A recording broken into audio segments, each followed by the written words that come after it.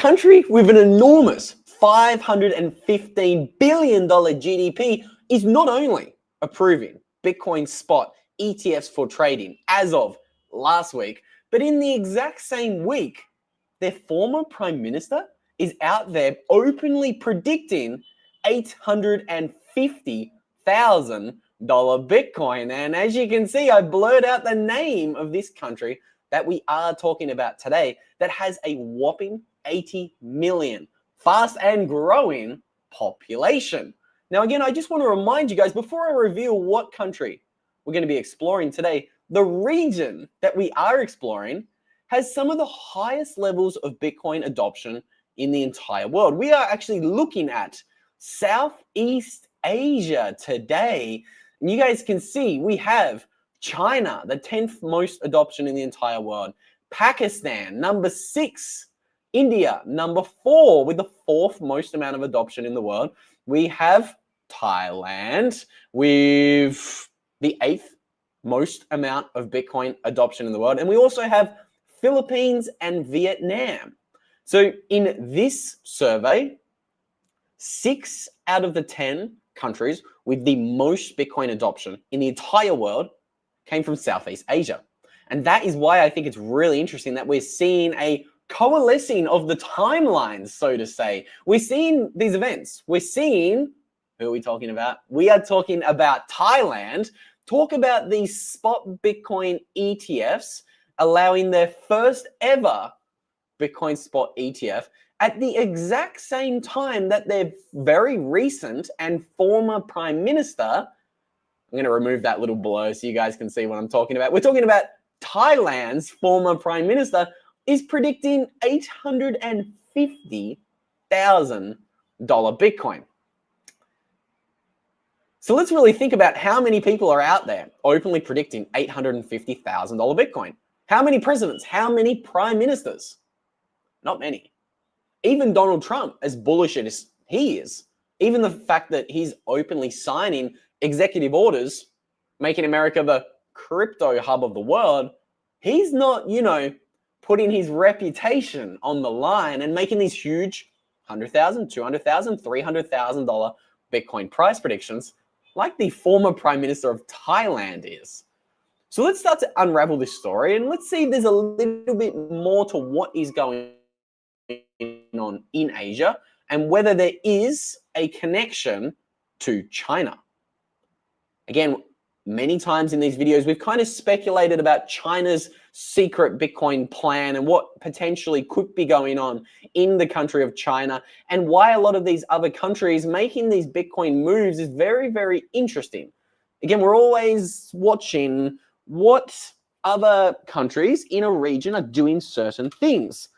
Like we speculated about in a previous video, we don't think it's a coincidence.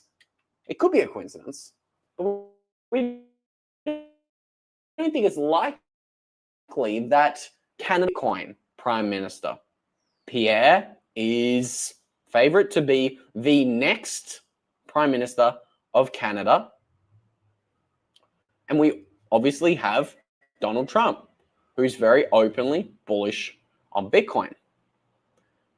These things could be a coincidence, but who knows? I don't think it's a coincidence that Canada, a country that neighbors America, is right now being openly bullish on Bitcoin. Or their next prime minister is going to be anyway. Maybe we see the same thing in Thailand. Certainly a possibility here. So let's move on. Let's start breaking down firstly what's going on in Thailand and see whether there is a global connection to this story.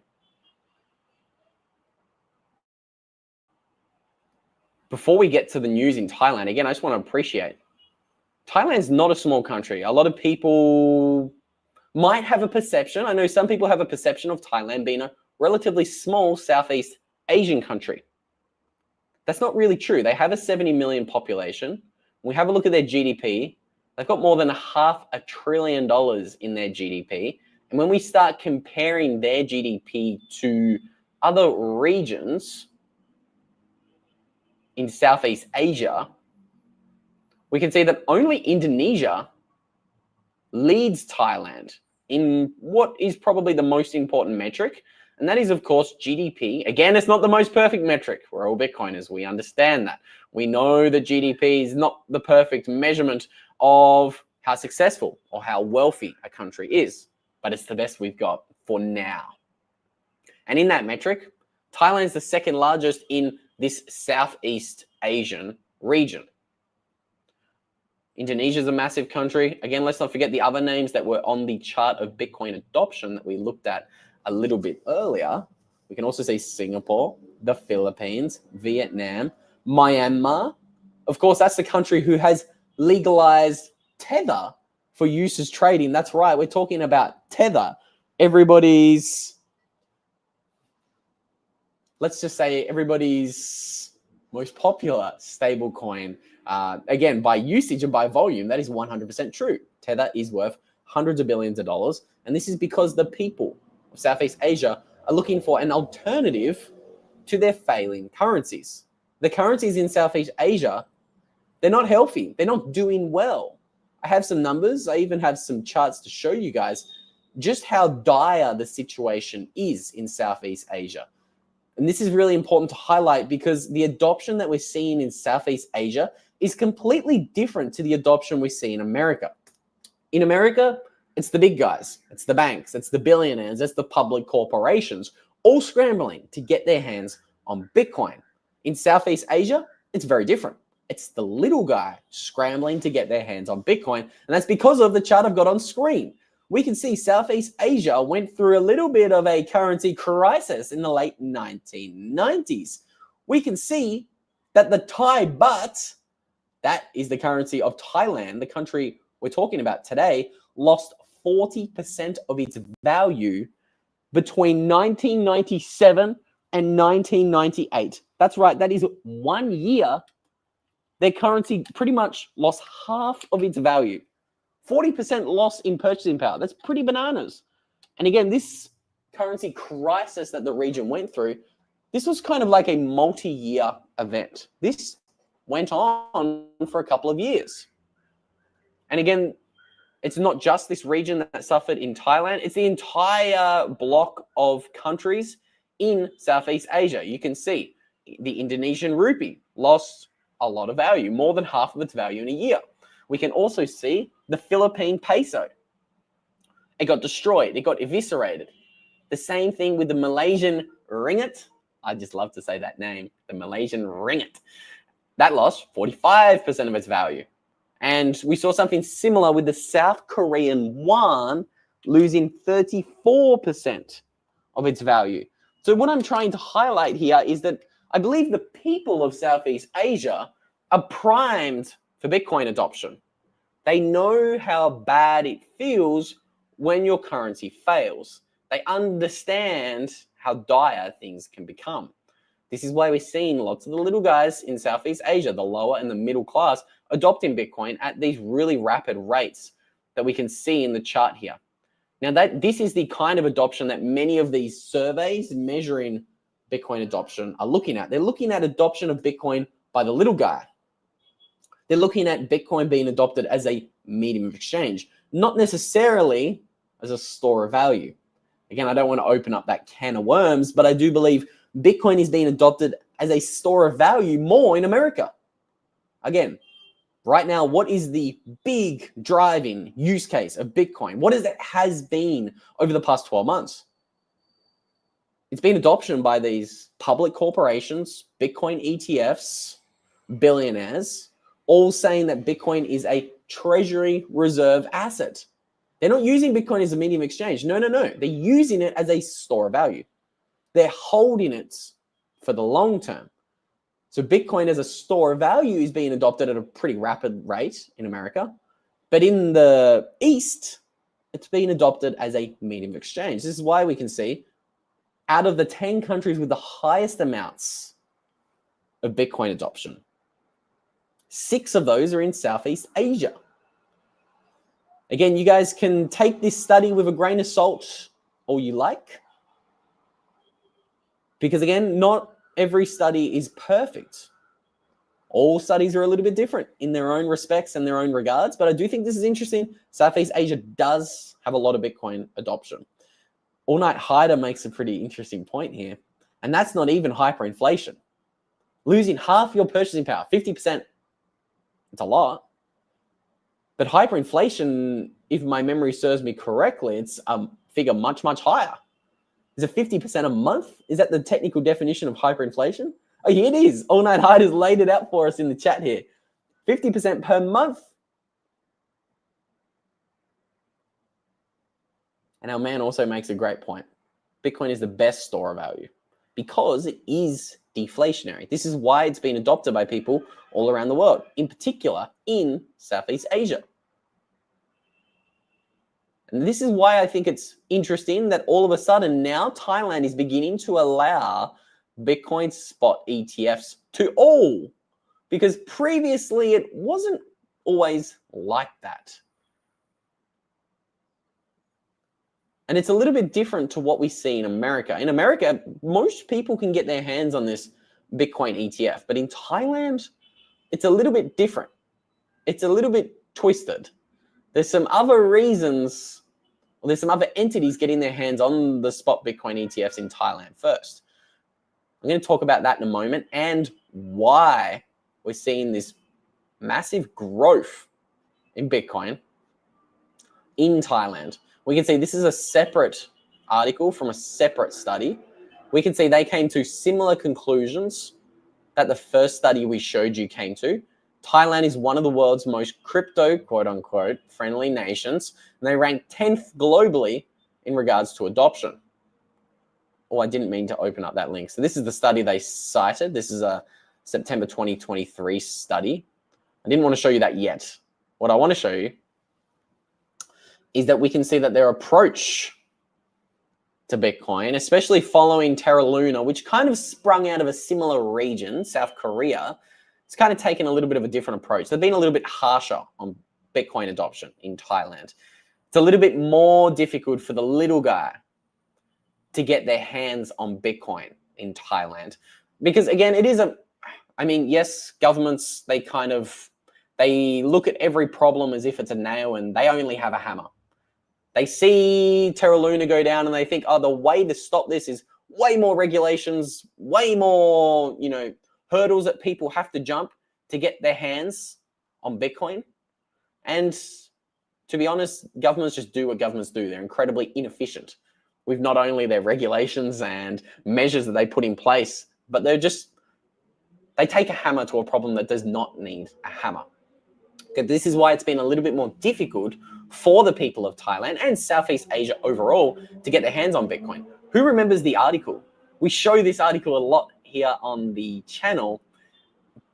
I can't find it right now off the top of my head, but the article was written and the title is something along the lines of, despite Bitcoin being banned in China, the Chinese flee their failing stock market and crumbling property market for Bitcoin.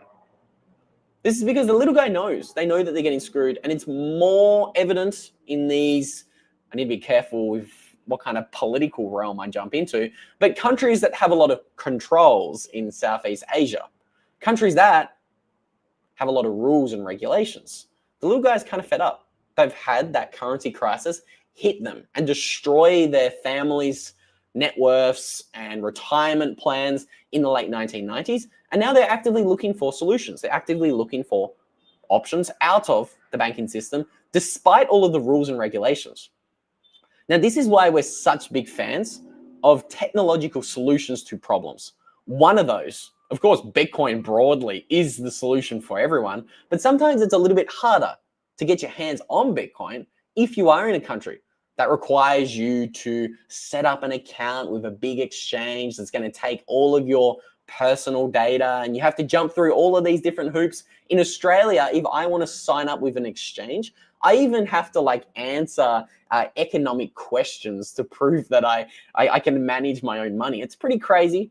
This is why we're such big fans of solutions like Azteco.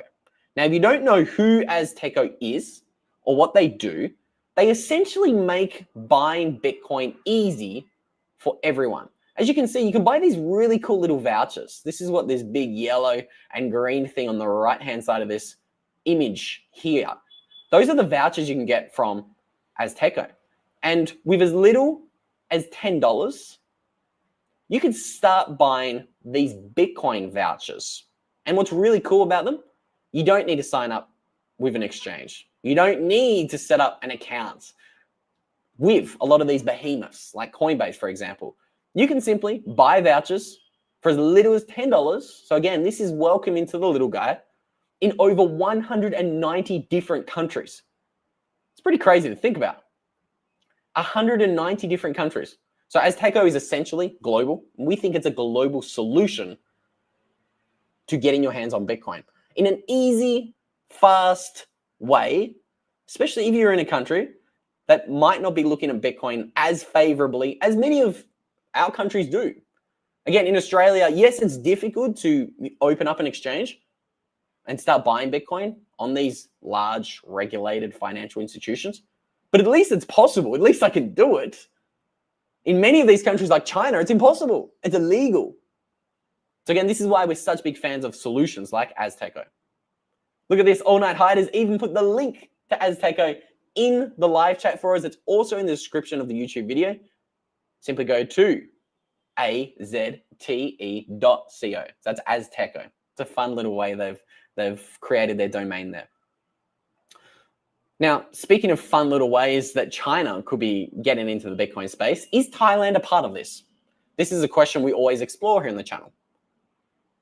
We think it's interesting that Thailand, Laos, a country that borders China, let's not forget, their government announced publicly they're starting to mine Bitcoin in 2022 to increase the government's revenue. And then we have other use cases and interesting examples of adoption neighboring China, literally on the border of China. One of those being the Kingdom of Bhutan, who got exposed in 2024 from memory for mining Bitcoin, holding Bitcoin. Their sovereign wealth fund got exposed for taking out tens of millions of dollars of loans on BlockFi and Celsius when those bankruptcy filings were released to the public. Again, I'll remind you guys, we would not know about the Kingdom of Bhutan if it wasn't leaked through BlockFi and Celsius going bankrupt.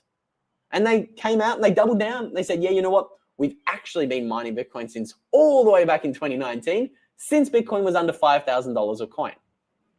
Again, think of all of these big use cases of adoption in Southeast Asia. Not sure if it's a coincidence or not that China, a global superpower, is neighboring many of these countries. We think it's interesting that adoption is booming though. If you think it's interesting that adoption is booming as well, All Night Hider is telling you what to do. Bruising the like button. We would like to tell the algorithm what's up. Welcome to the 2,353 of you guys tuning in at 6:30 on a Sunday night. It's crazy. It's just crazy how many of you guys tune in, irrespective of what hour it is. So welcome if you're on Twitter or YouTube. We hope you've enjoyed this short and sharp little update of what's happening in Southeast Asia and Thailand. I do think it's really interesting that their prime minister is just openly being, let's say it how it is, bull-tarded. He's being bull-tarded. An $850,000 Bitcoin prediction? It's wild. That's absolutely wild. That we have former prime ministers of large countries, not little countries, openly predicting $850,000 Bitcoin. What does he know that we don't? Is he privy to some information regarding the region or China? Who knows? Those are just speculations that I'm going to leave you guys with in today's stream. Thank you so much to everyone who tuned in. I'll see you all in the next live stream.